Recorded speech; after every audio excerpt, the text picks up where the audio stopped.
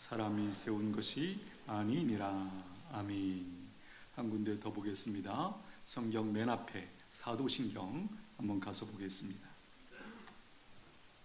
사도신경 그 부분, 성경 맨 앞에 있는 주기도문 사도신경 나오는 거기입니다. 우리 저와 여러분이 한번 교독하겠습니다. 전능하사 천지를 만드신 하나님 아버지를 내가 믿사오며 이는 성령으로 잉태하사 동정녀 마리아에게 나시고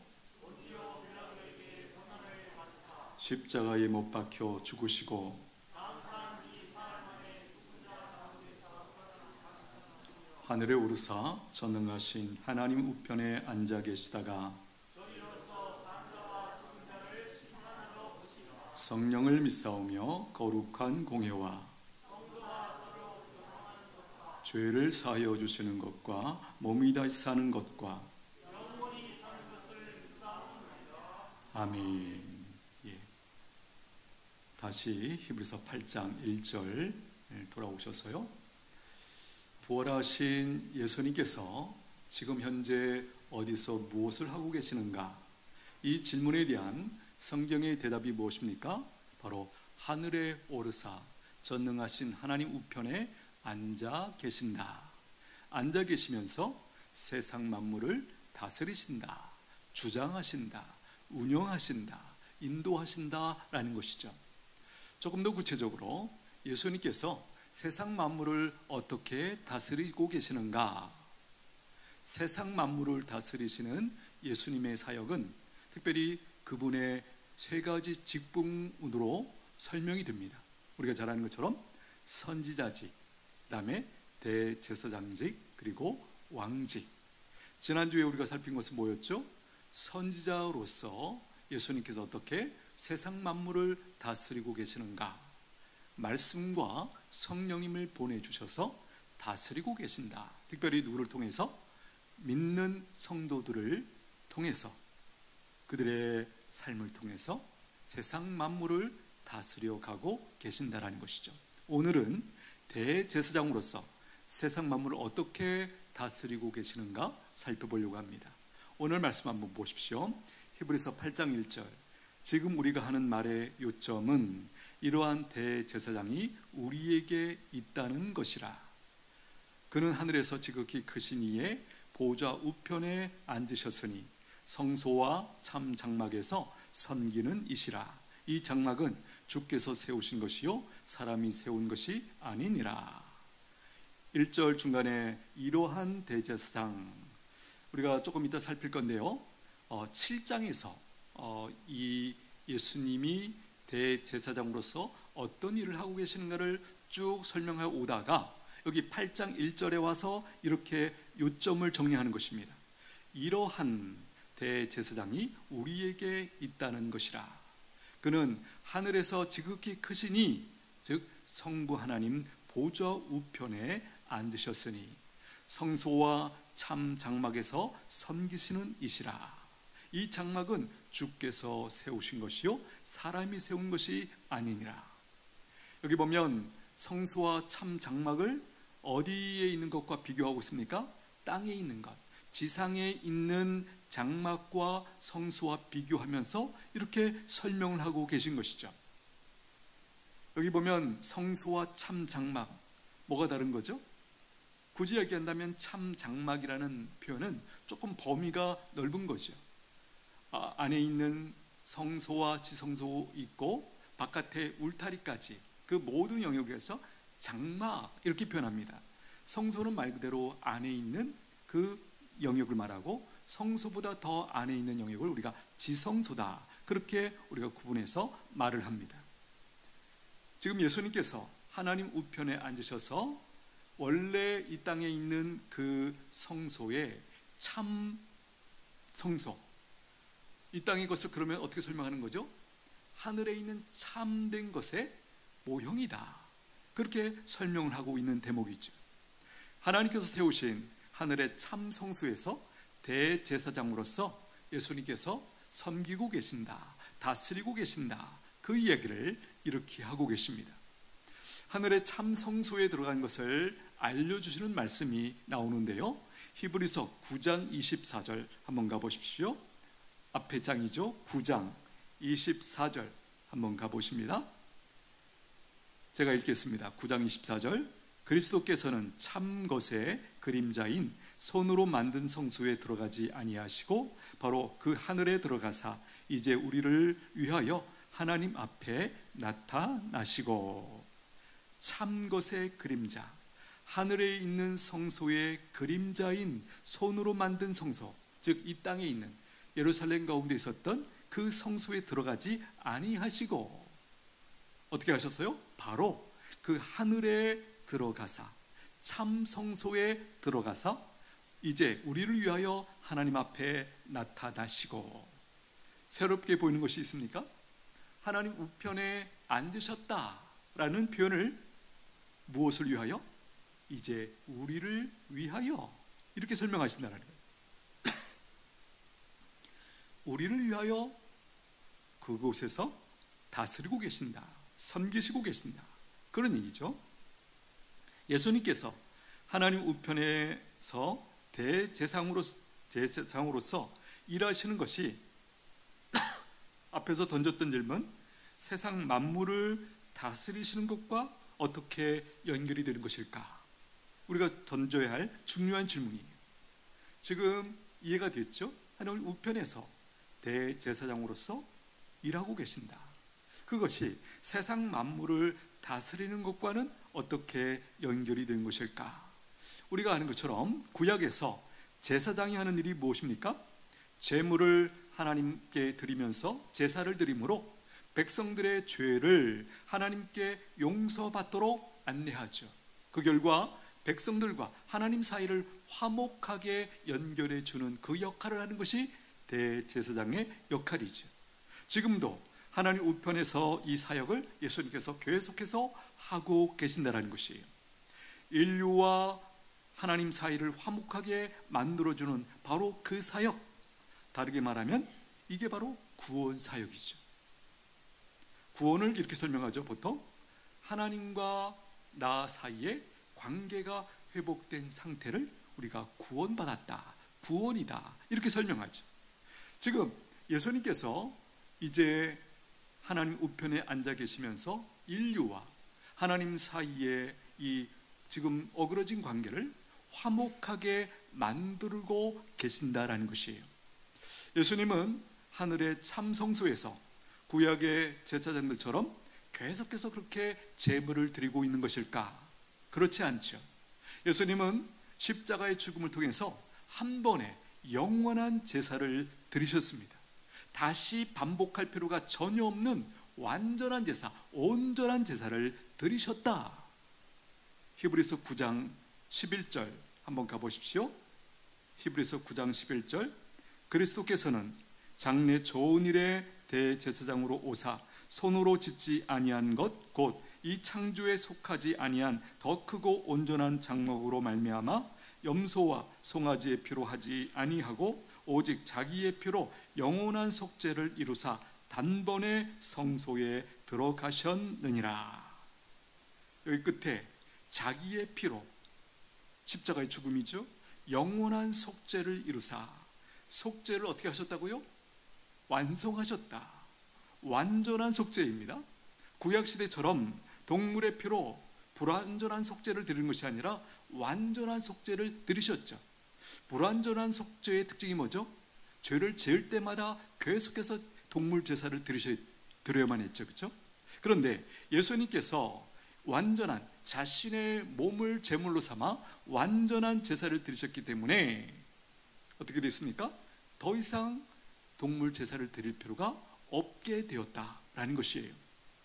예수님은 지금 현재 하나님 우편에서 자신이 제물이 되어 드린 그 영원한 제사를 효과 있게 하고 계십니다. 제가 방금 했던 표현 끝에 표현이 좀 낯설죠? 효과 있게 하고 계신다. 조금 더 풀어 말하면 이런 얘기예요. 그 영원한, 그 완전한 제사의 효력을 근거로 사람들의 죄를 용서해주고 계신다. 그 표현이에요. 예수님의 자신이 자신의 몸을, 자신의 존재를 제물로 삼아 드렸던 그 한 번의 제사, 그리고 그 완전한 제사, 그 제사의 효력, 속죄의 그 효력을 근거로 사람들의 죄를 용서해 주고 계신다. 법의가 어디까지입니까? 세상에 있는 모든 인간들의 죄를 다 씻을 만큼 충분한, 완전한 그런 피를 흘려주셨기에 그 피를 의지하여 나오는 모든 사람들의 죄를 용서해 주고 계신다라는 것이에요. 오늘 우리의 죄도 마찬가지입니다. 우리가 잘 아는 것처럼 우리가 살아갈 때 우리를 가장 크게 방해하는 요소는 어떤 사람이나 상황이나 문제가 아니에요. 내 죄가 내 인생을 가장 크게 방해하고 망가뜨리고 왜곡시키고 그렇게 만들어가죠. 그런데 그럴 때마다 우리가 예수님 앞에 나가는 것입니다. 흔히 우리가 하는 표현으로는 십자가 밑에 달려간다, 그 표현을 써요. 그게 무슨 얘기죠? 바로 이 예수님께서 드리신 이 영원한 제사의 효력을 알고 그 효력 밑으로 피하는 것이에요. 달려가는 것이에요. 그래서 그분의 피를 의지할 때 우리의 죄를 사함받고 우리가 새롭게 우리의 인생을 시작할 수 있도록 그렇게 역사하시는 능력이 바로 여기 예수님께서 제가 방금 했던 이 표현, 여기에 있다라는 것이에요. 영원한 제사의 효력을 사람들에게 주고 계신 거예요. 이 말을 다르게 말하면 구원하고 계신 것이다, 이렇게 표현할 수 있습니다. 죄를 사해 주신다는 말과 구원해 주신다는 말은 가장 가까운 말이에요. 원인과 결과죠. 이것은 큰 구원, 궁극적인 구원뿐만 아니라 우리가 이 땅에 살아가면서 만나는 여러 가지 어려운 고난, 그 고난 상황 가운데서도 우리에게는 구원이 필요합니다. 근데 그 구원을 어떻게 이루신다고요? 많은 경우는 우리가 일반적으로 하나님 도와주셔서 나를 구원해 주십시오, 그렇게 표현해서 우리가 그 문제 가운데서 우리를 구원해 주시는 것이 맞습니다. 그러나 근본적으로 말하면 무언가 바로 예수님의 그 영원한 제사로 말미암아 발생된 그 속죄의 효력을 근거하여 우리의 죄를 사하심으로 그 문제에서, 그 고난에서 건져주시는 것이다. 이것이 성경이 우리에게 가르쳐주고 있는 내용이에요. 이렇게 죄를 용서해 주시고 구원해 주시는 일은 예수님의 중보 사역과 또한 연결이 되어 있어요. 히브리서 7장 23절 한번 가보십시오. 히브리서 7장, 오늘은 히브리서에서 왔다 갔다 해야 됩니다. 열심히 따라가 주십시오. 히브리서 7장 23절 보십시오. 제사장 된 그들의 수요가 많은 것은 죽음으로 말미암아 항상 잊지 못함이로다. 예수는 영원히 계심으로 그 제사장 직분도 갈리지 아니하느니라. 그러므로 자기를 힘입어 하나님께 나가는 자들을 온전히 구원하실 수 있으니 이는 그가 항상 살아계셔서 그들을 위하여 간구하심이니라. 이러한 대제사장은 우리에게 합당하니 거룩하고 악이 없고 더러움이 없고 죄인에게서 떠나 계시고 하늘보다 높이 되시니라. 아멘. 23절 잠깐 보시면 제사장 된 그들의 수요가 많은 것은 구약시대에 유대인들이, 레위인들이 제사장이 많았죠. 대를 이어서 제사장 역할을 했죠. 왜 그랬습니까? 그들은 죽는 자들이기 때문에, 또 누군가가 그 역할을 하기 때문에 수요가 많았다, 이렇게 얘기를 합니다. 자, 그러나 24절, 예수는 영원히 계심으로 그 제사장 직분도 갈리지 않는다. 그러므로 자기를 힘입어, 예수님이죠, 자기를 힘입어 하나님께 나아가는 자들을 온전히 구원하실 수 있으니 이는 그가 항상 살아계셔서 그들을 위하여 간구하심이니라. 그들을 위하여 간구하신다, 다른 말로 중보기도 하신다, 바로 그 표현이죠. 나를 위해서, 우리를 위해서 중보기도 예수님께서 하신다라는 것이에요. 우리에게 이런 이해가 있습니다. 우리 부모님이나 우리의 가까운 지인들이 나를 위해서 기도해 주신다라는 사실을 우리가 알 때, 혹은 기억할 때 우리 마음이 어떻죠? 참 좋아요, 든든해요, 힘이 되죠. 하물며 우리 예수님께서, 세상의 통치자이신 그분께서 하나님 우편에서 나를 위해서 기도해 주고 계신다. 어떻습니까? 이 부분을 우리가 믿음으로 취하셔야 돼요. 이 부분을 잘 이해하고 우리가 믿음으로 반응할 때 우리에게 큰 힘이 되는 것이죠. 아, 그래, 나에게는 지금 하나님 우편에서 나를 위해서 중보 기도하고 계신 예수님이 계시지, 대제사장이 계시지. 사실 우리는 이 구약의 제사제도 가운데 있지 않은 어떤 의미에서 이방인들이기 때문에 그 유대인들의 입장에서 이 부분을 이해하는 데 한계가 있습니다. 그러나 유대인들의 입장에서 생각해 보면 제사장이 있다라는 것과 없다라는 것은 엄청난 차이죠. 제사장이 없다는 얘기는 무슨 얘기죠? 하나님 앞에 나아갈 길이 막혔다라는 뜻이에요. 근데 제사장이 있어서 그 제사장이 내가 드리는 제물을 가지고 제사에 그 제사를 드려줬을 때 죄 사함 받고 길이 열리고 하나님 앞에 나아가고 하나님께서 우리에게 주시고자 하는 그 은혜와 복의 길이 열리는 것이죠. 이런 식으로 이해하면 여기 대제사장이 계신다라는 말은 우리는 뭐 그런가 보구나 그 정도 반응하는데, 유대인들이 이해할 때는 어떨까요? 너무 감사하다 그런 거죠. 유대인들의 입장에서 생각해 보면 인간의 그 제사장은 어떻습니까? 조금 불완전해요. 그렇죠? 우리가 드리는 제물이 불완전할 수도 있고, 또 제사장이 뭔가 잘못해가지고 그 예배가 잘못될 수도 있고, 그러니까 그런 불완전한 상태에 있는데 우리 예수님은 어떠십니까? 불완전한다는 이 상황이 없는 거예요. 온전히 우리가 그 부분을 힘입어 믿음으로 나가기만 하면 언제든지 완벽하게 우리의 죄를 사해 주시는, 예수님이 그 제사를 드리신 그 영원한 제사의 효력을 바로바로 힘입도록 우리에게 은혜를 베풀고 계신다라는 것이에요. 그래서 죄 가운데 빠지면 나타나는 증상이 뭐죠? 삶이 허무해져요. 뒤죽박죽이 됩니다. 그래서 왜 살아야 되는지 모르겠고 등등 죄의 결과로 말미암아 그런 일들이 일어나요. 감사하고 기뻐해야 할 그런 충분한 환경 가운데 있어도 왠지 모르게 재미도 없고 의미도 없고 기쁨도 없고 감사도 없고, 삶이 이게 뭐지?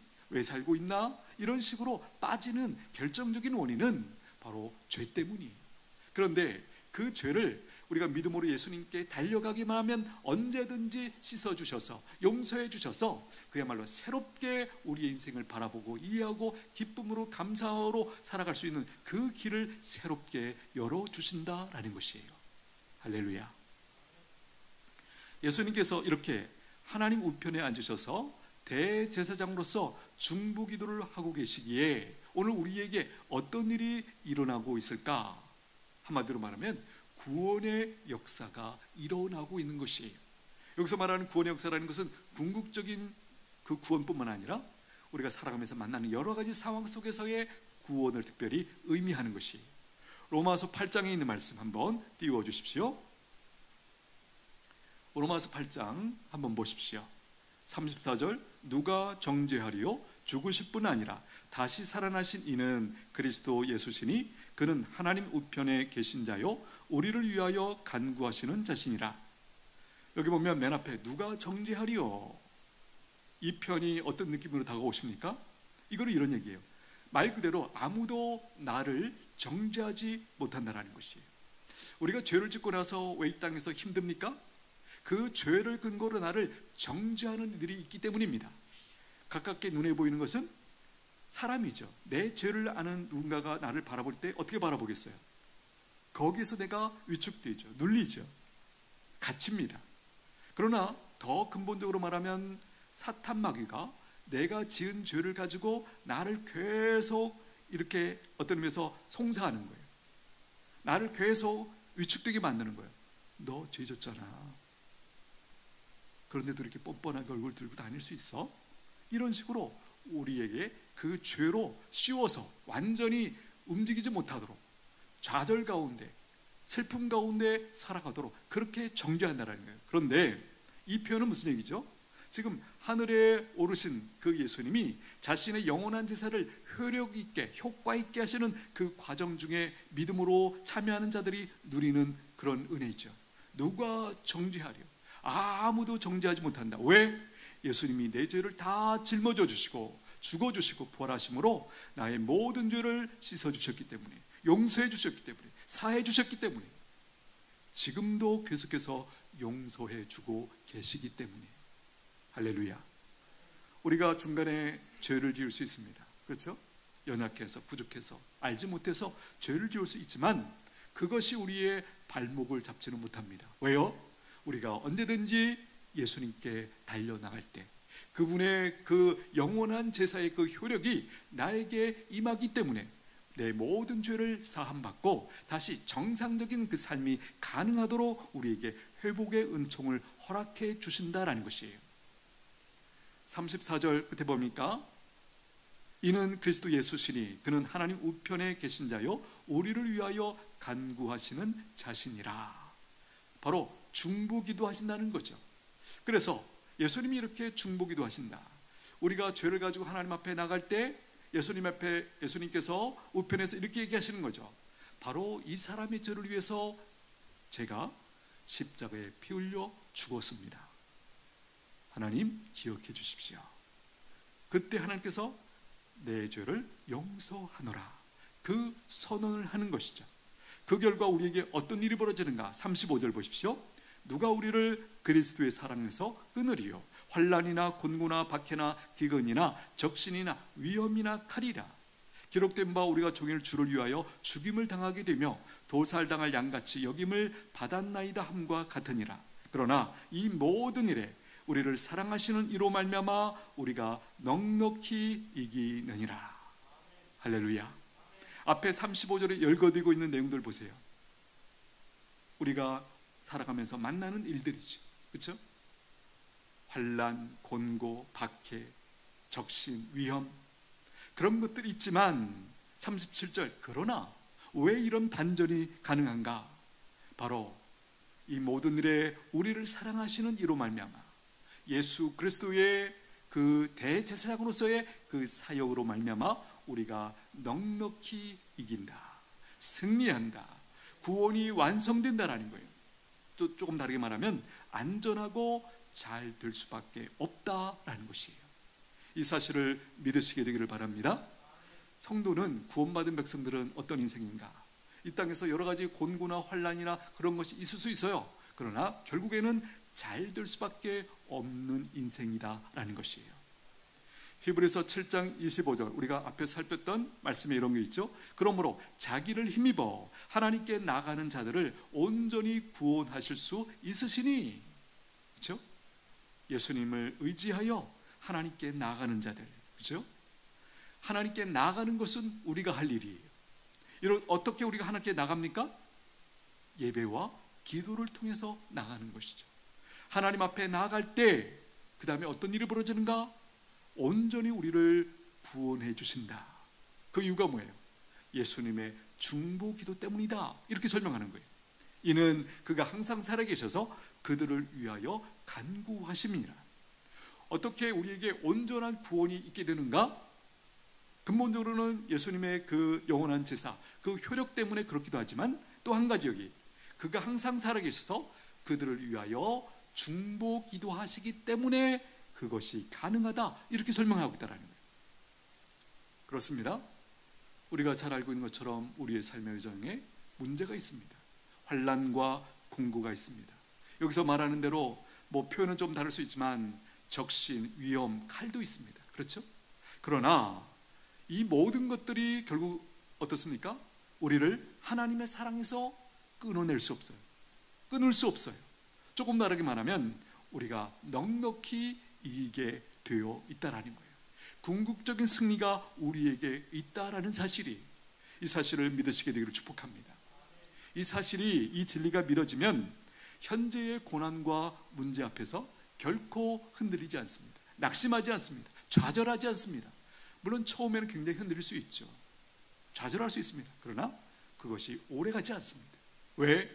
우리는 예수님의 보좌 앞으로 달려나가서 그분의 영원한 제사의 그 효력을 힘임으로 말미암아 그 모든 것에서 다시 벗어날 수 있는 그 구원의 은혜가 우리에게 주어지기 때문이다라는 것이에요. 관건은 내가 하나님 우편에서 나를 위해 중보 기도해 주시는 그 예수님을 믿느냐, 의지하느냐, 그 부분이 관건이다라는 것이에요. 성도들은 어떤 사람들일까? 궁극적인 승리가 보장된 사람들이죠. 누가 보장하십니까? 세상 만물을 창조하시고 다스리시는 예수님이 보장해 주십니다. 그래서 안전하고 확실한 것이에요. 방금 봤던 히브리서 7장 25절, 그러므로 자기를 힘입어 하나님께 나아가는 자들을 온전히 구원하실 수 있으니, 한번 점검해 봅니다. 나는 하나님께 나아가는 사람입니까? 하나님께 나가고 있습니까? 적어도 이 자리에 계신 분들은 한 가지는 지금 하고 계시죠. 예배를 드리기 위해서 나왔잖아요. 하나님 앞에 나온 거예요. 또 한 가지 우리가 더 해야 될 것이 있습니다. 앞에서 말씀드린 것처럼 예배와 기도입니다. 예배는 공동체로 나간다는 의미가 있는가 하면, 기도는 개인적으로 나가는 그 측면이 분명하게 있는 것이죠. 그 결과는 어떻게 됩니까? 온전히 구원하신다. 온전히 구원해 주신다는 것이에요. 하나님은 우리가 하나님께 어떻게 나아가기를 원하시는 걸까요? 예배 드릴 때 나오는 거죠. 또 기도하기 위해 나갈 때 어떤 모습으로, 어떤 태도를 가지고 나가기를 원하시는가? 히브리서 4장에 들어보십시오. 그러므로 우리에게 큰 대제사장이 계시니 승천하신 이 곧 하나님의 아들 예수시라.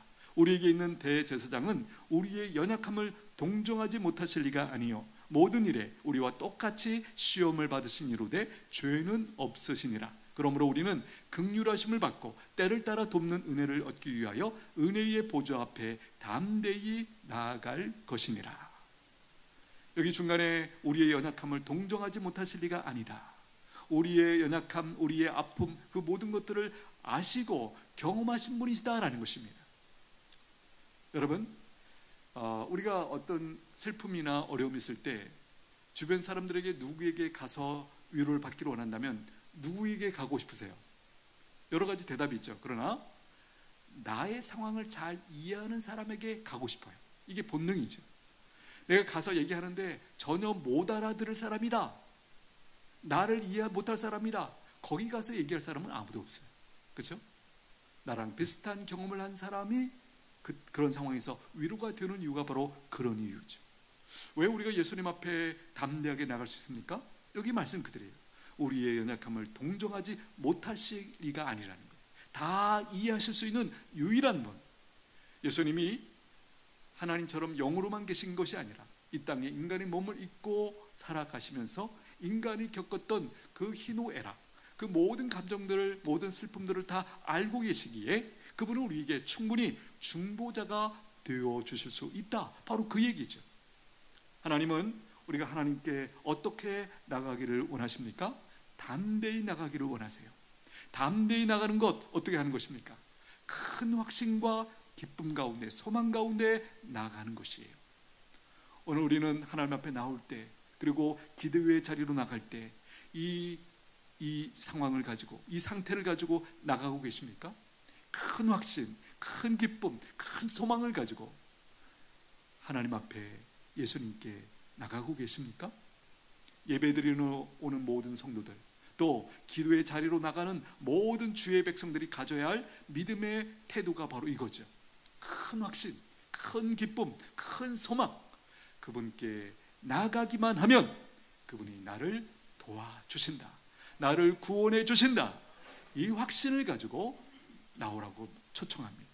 우리는 긍휼하심을 받고 때를 따라 돕는 은혜를 얻기 위하여 은혜의 보좌 앞에 담대히 나아갈 것이니라. 내가 처한 모든 상황에서 우리에게는 이런 고백이 있어야 됩니다. 나에게는 나를 위해 중보 기도해 주시는 대제사장이신 예수님이 계셔. 그러므로 나는 괜찮아. 나는 괜찮아. 나는 괜찮아. 이게 우리의 중심에 있어야 할 모습이고 태도라는 거예요. 기억하십시오. 세상의 많은 것들이 나를 넘어지게 하기 위하여 나로 하여금 믿음의 길을 걸어가지 못하도록, 하나님을 믿지 못하도록, 하나님과 더 멀어지도록, 실족하도록 그렇게 계속해서 어떤 의미에서 공격하고 있다. 이것을 여러분들이 알고 계셔야 돼요. 이번 주 설 명절입니다. 어떤 일이 일어날까요? 여러분들을 기쁘게 해주고 격려해주고 이런 일만 있을까? 그렇지 않을 수도 있다는 것을 염두에 두셔야 돼요. 그 중에 우리가 만나는 가족들 중에는 여러분들이 평소에 아주 이렇게 존경했던 그런 가족 어떤 멤버가 있을 수도 있어요. 그러나 이번 명절에 그 사람이 어떤 잘못된 행동을 보면서 여러분의 마음이 굉장히 실족할 수도 있어요. 그것을 저 사람이 왜 저렇게 됐지? 뭐 그런 측면에서가 아니라 이 측면에서도 한번 보라는 거예요. 제가 방금 이렇게 얘기했잖아요. 세상에 많은 것들이 우리로 하여금, 나로 하여금 하나님으로부터 멀어지도록, 실족하도록, 믿음이 약해지도록 그런 어떤 작용들이 우리에게 계속 오고 있다는 것을 기억하라는 거예요. 대제사장으로서 예수님의 다스리심의 목적이 무엇인가? 바로 나의 구원뿐만 아니라 온 세상의 구원이십니다. 온 세상에 생명을 주는 것이에요. 요한 1서 2장 2절 한번 말씀 띄워주십시오. 같이 한번 읽겠습니다. 시작. 그는 우리 죄를 위한 화목 제물이니 우리만 위할 뿐만 아니요 온 세상의 죄를 위하심이라. 여기 끝에 온 세상의 죄를 위하심이라. 인류의 죄를 위하심이라. 그 하나님 우편에 서서 대제사장으로서 지금 사역을 하시는 것은 궁극적으로 나의 구원뿐만 아니라 온 세상의 죄를 위하십니다. 여러분, 이것을 우리가 기억하셔야 돼요. 이것이 어떻게 성취되는가? 먼저 하나님과 화목을 경험한 나를 통해서, 그렇죠? 온 세상의 죄를 이제 예수님께서 감당하기를 원하시는 거예요. 이게 어떻게 되는 것일까? 내가 이 복을 받고 승리하는 것을 보면서 누군가가 예수님의 다스리시는 가운데 참여하기를 원하는 누군가가 우리 옆에 누군가가 있게 된다는 것이에요. 바로 이 지점에서 우리의 승리와 복이 완성되는 줄로 믿습니다. 우리 개인적으로 구원받고 자유롭고 새롭게 출발할 수 있는 그 은혜가 부어질 뿐만 아니라 우리가 그렇게 살아가는 걸 보면서 주변에 있는 누군가가 우리를 바라보면서 그들도 하나님 앞에 돌아오는 은총을 누리게 될 거예요. 제가 방금 이렇게 얘기했잖아요. 내가 복을 받고 승리하는 것을 보면서 이 부분을 너무 크게 보시면 안 돼요. 꼭 우리가 무슨 승리하고 복을 크게 받고 이런 걸 보면서 돌아오는 경우도 있지만 그렇지 않은 경우도 있어요. 화려하지 않아도, 예를 들면 어려움 가운데서도 실패 가운데서도 흔들리지 않고 잘 견뎌내는 것, 그런 것을 보면서도 누군가가 도전받을 수 있죠. 야, 저렇게 힘든데 저 사람이 어떻게 저렇게 밝은 모습으로 잘 견뎌낼 수 있지? 아, 뭔가 있구나. 저 사람이 의지하는 그분을 그런 식으로 그들이 기억할 수 있게 된다는 것이, 여러분, 대제사장으로서 예수님께서 우리를 어떻게 세상을, 나를 다스리고 계시고 또 궁극적으로 구원해 가고 계시니를 우리가 이렇게 이해하면서 내가 믿음 생활을 잘한다는 것 자체로 바로 그 하나님 앞에 예수님의 그 대제사장으로서의 다스림 가운데 내가 쓰임받고 있는 것이구나, 이런 이해를 가지고 여러분의 믿음의 걸음을 올곧게 견고하게 바르게 승리하시게 되기를 축복합니다. 우리 한번 같이 기도하겠습니다. 하나님은 구원받은 우리가 이 땅에 살아가는 동안 대제사장으로서의 세상 만물을 다스리시는 예수님의 다스리심을 받아 누리기를 원하십니다. 우리뿐만 아니라 나를 통해서 주변에 있는 누군가에게도 이 영향력이 흘러가서 하나님께 돌아와 그 구원을 함께 누리기를 원하십니다. 이렇게 기도하면 좋겠습니다. 하나님 아버지, 대제사장으로서 세상 만물을 다스리시는 예수님의 그 다스리심을 내가 먼저 충만히 경험하고 누리게 해주시고 이제 나를 통해서 주변에 있는 누군가도 하나님 앞에 돌아와서 그 은혜를 누리게 하여 주옵소서. 우리 잠시 한번 같이 기도합니다.